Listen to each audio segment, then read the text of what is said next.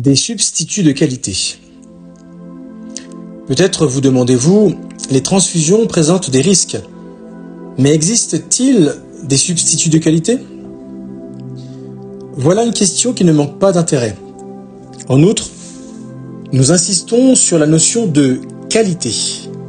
Tous les humains, y compris les témoins de Jéhovah, désirent recevoir des soins de grande qualité. Le docteur Grant Stephen dégage à ce propos deux éléments fondamentaux.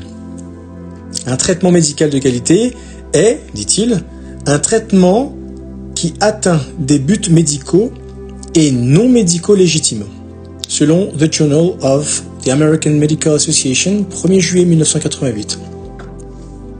Au nombre des buts non médicaux figure une exigence, celle de ne pas violer la conscience du malade, conscience éduquée par les Écritures, selon Actes chapitre 15, versets 28 et 29. Existe-t-il des moyens légitimes et efficaces de traiter des cas médicaux graves sans utiliser de sang? La réponse est heureusement oui. Alors qu'à une époque la plupart des chirurgiens affirmaient n'administrer de sang qu'en cas d'absolue nécessité, ils en ont rapidement réduit l'utilisation après l'apparition du sida, véritable épidémie. Dans un éditorial du Mayo Clinic Proceeding de septembre 1988, on a pu lire à propos des rares bienfaits de l'épidémie que grâce à elle, les malades et les médecins ont mis au point diverses stratégies permettant de ne pas utiliser la transfusion sanguine. Le responsable d'une banque de sang donne cette explication. Ce qui a effectivement changé, c'est l'intensité du message, la réceptivité des cliniciens à ce message, due à une meilleure perception des risques encourus, et la demande que soient envisagées des thérapeutiques de remplacement, selon Transfusion Medicine Reviews, octobre 1989. Vous avez bien entendu, il existe des thérapeutiques de remplacement. Cela est compréhensible lorsque l'on considère le pourquoi des transfusions sanguines. L'hémoglobine contenue dans les globules rouges transporte l'oxygène nécessaire à la santé et à la vie. Si donc une personne a perdu beaucoup de sang, il paraît logique de remplacer ce liquide. L'être humain a normalement environ 14 ou 15 grammes d'hémoglobine pour 100 millilitres, 1 décilitre de sang. Une autre façon d'estimer la concentration d'hémoglobine est l'hématocrite, qui se situe généralement autour de 45%. La règle acceptée était autrefois de transfuser un malade avant intervention. Si sa concentration d'hémoglobine était inférieure à 10 grammes par décilitre, ou 30% pour l'hématocrite, la revue suisse Vox Sanguinis, mars 1987, précise que 65% des anesthésistes demandent que le malade ait une concentration d'hémoglobine de 10 grammes par décilitre avant toute chirurgie réglée. Toutefois, lors d'une conférence sur la transfusion sanguine qui s'est tenue en 1988, le professeur Howard Zauder a posé cette question. Où sommes-nous allés chercher ce chiffre miracle? Sa réponse a été claire.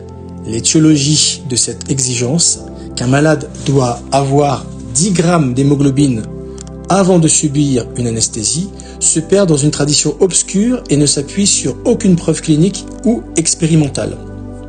Songez aux milliers et milliers de personnes qui ont reçu une transfusion à cause d'une tradition obscure et aucunement prouvée. Mais on pourrait se demander pourquoi la concentration d'hémoglobine normale est de 14 grammes par décilitre, alors qu'on peut très bien s'accommoder d'une concentration beaucoup plus basse. La raison en est qu'à 14, le sang a la capacité de transporter une quantité considérable d'oxygène, capacité que l'organisme peut, au besoin, utiliser pour effectuer un exercice physique ou fournir un effort violent. Des études menées sur des malades anémiques ont cependant révélé qu'il est difficile de détecter une baisse de la capacité physique, même lorsque la concentration d'hémoglobine descend jusqu'à 7 grammes par décilitre. D'autres ont trouvé que cette capacité était à peine diminué, selon Contemporary Transfusions Practice 1987. Les adultes peuvent donc supporter une concentration d'hémoglobine assez basse. Mais peut-on en dire autant des enfants? Le docteur James Stockman déclare à ce propos: à de rares exceptions près, le taux d'hémoglobine diminue chez les prématurés du 1er au 3e mois. Dans le contexte de la crèche, les indications de la transfusion ne sont pas bien définies. De fait, nombre d'enfants semblent tolérer des taux de concentration en hémoglobine remarquablement bas, sans qu'il y ait de difficultés cliniques apparentes, selon Pediatric Clinics of North America, février 1986. Ce que nous venons de voir ne signifie pas qu'on ne doive pas intervenir quand une personne perd une grande quantité de sang à la suite d'un accident ou pendant une opération.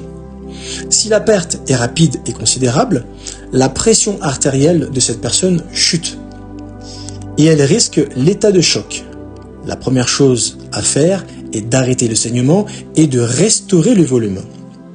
Ces mesures préviennent l'état de choc et permettent la circulation des globules rouges et autres composants qui restent.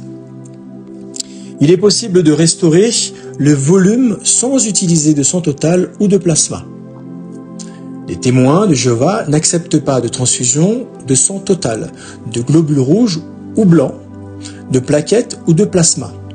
En ce qui concerne les fractions de sang telles que l'immunoglobuline, cela est une question de conscience. De nombreux liquides non sanguins remplissent efficacement ce rôle.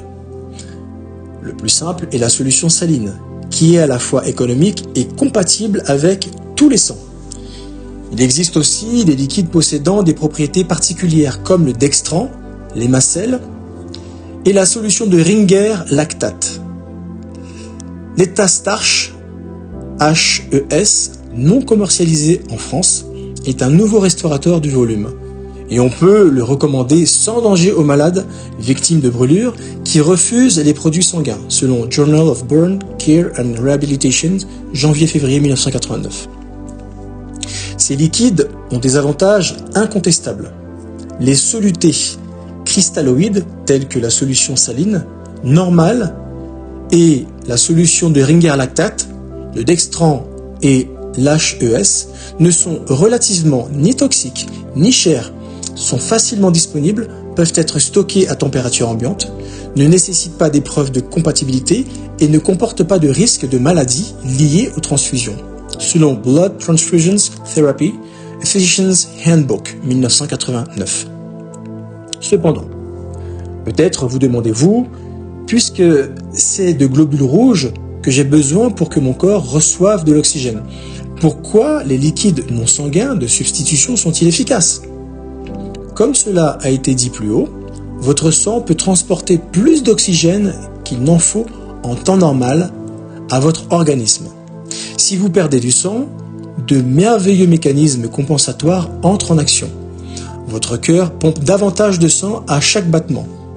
Le sang perdu ayant été remplacé par un liquide approprié, la circulation du sang maintenant dilué se fait plus facilement, même dans les petits vaisseaux. Les transformations chimiques qui s'opèrent permettent que davantage d'oxygène soit libéré dans les tissus. Ces phénomènes d'adaptation sont tellement efficaces que s'il vous reste la moitié seulement de vos globules rouges, le transport de l'oxygène peut se faire à environ 75% de la normale. Or, un sujet au repos n'utilise que 25% de l'oxygène disponible dans son sang. En outre, la plupart des anesthésiques généraux réduisent les besoins de l'organisme en oxygène.